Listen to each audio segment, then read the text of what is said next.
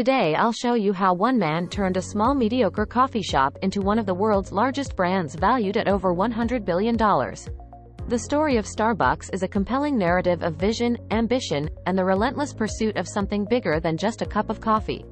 This journey takes us back to the 1970s, in the city of Seattle, where the foundation of what would become a global coffee phenomenon was being laid, not by a single individual, but through a series of remarkable events and decisions that brewed together to create Starbucks.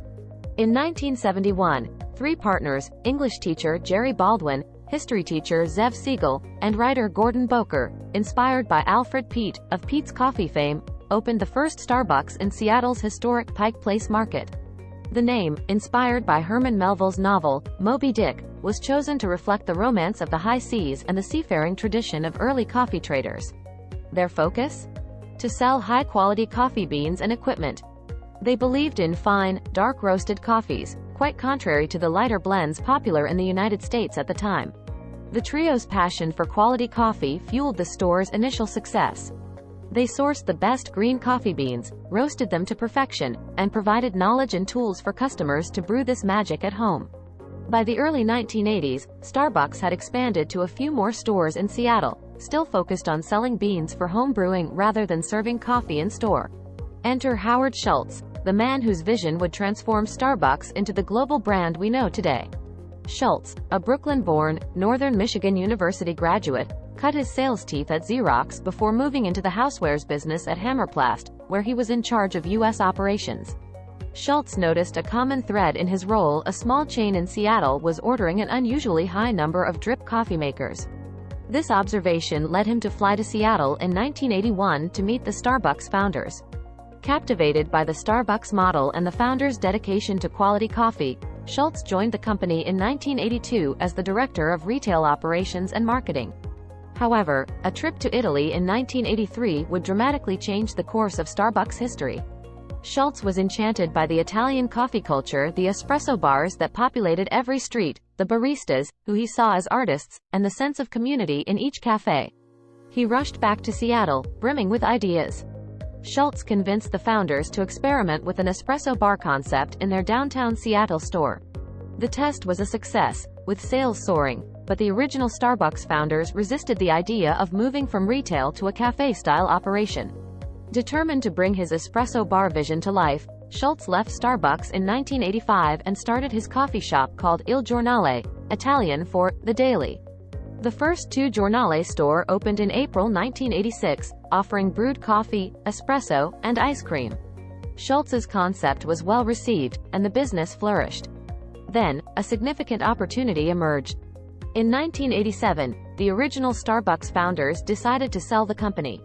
Schultz, with the help of local investors, bought Starbucks for $3.8 million. He merged his Il Giornale venture with Starbucks, scaling the intimate coffeehouse vibe with the quality that Starbucks had been known for. Schultz didn't just want to build a coffee empire. He wanted to create a national, third place, between work and home, with an emphasis on community and social interaction. The new Starbucks expanded rapidly, beyond anyone's expectations. Schultz's leadership focused on controlled growth, ensuring that each new store maintained the quality and customer experience. In 1992, Starbucks went public, which fueled further expansion.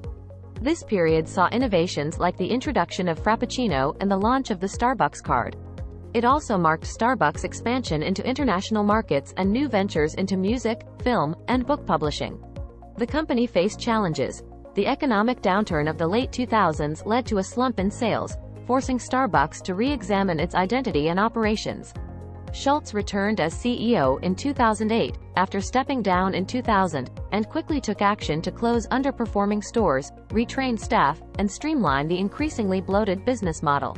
By refocusing on customer experience and the core value of community, Schultz managed to turn the company around. Today, Starbucks isn't just a brand. It's a cultural icon with over 30,000 stores worldwide.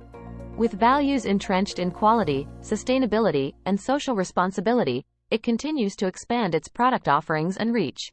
Schultz stepped down as CEO in 2017 and left the board in 2018, leaving behind a legacy that began with the simple belief in good coffee and the desire for places where people could share a moment over a delicious cup.